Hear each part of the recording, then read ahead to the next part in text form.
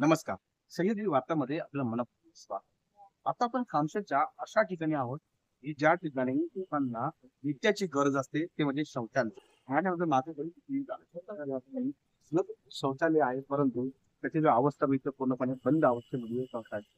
त्याचं कारणही असं आहे, की या ठिकाणी पाण्याची व्यवस्था नाही. ग्रामपंचायतीने पाण्याची व्यवस्था न केल्यामुळे हे शौचालय बंद अवस्थेमध्ये या ठिकाणी असल्याचं आपल्याला पाहायला मिळतं. काही दिवसांपूर्वी ह्या शौचालयाची डागडुजी करण्यात आली. व्यवस्थित सुस्थितीमध्ये करण्यात आलं.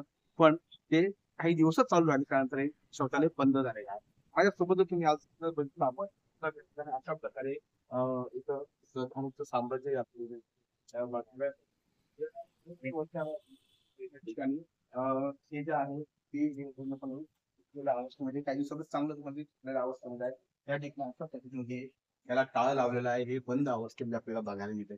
खरं तर कामशेत हे जे आहे ते 52 गावांची बाजारपेठ आहे.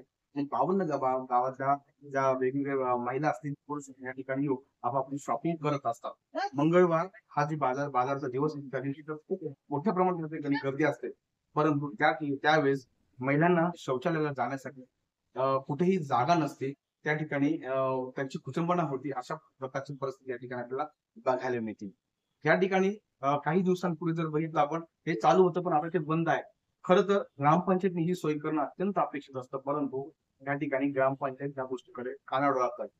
अनेक वेळा या विषयाच्या बातम्याही प्रदर्शित झाल्या, प्रकाशित झाल्या. पण या ठिकाणी ग्रामपंचायतीने कोणत्याही प्रकारची ठोस असं पाऊल उचललेलं आपल्याला बघायला मिळत नाही. खरं तर ही बातमी गेल्यानंतर ग्रामपंचायत ह्या गोष्टीकडे गांभीर्याने बघणार का? हे शौचालय चालू होणार का? हे पाहणं जास्त महत्त्वाचं ठरणार आहे. सह्याद्री वार्तासाठी चेतन वाघमारेंसोबत विक्रम कोल्हे.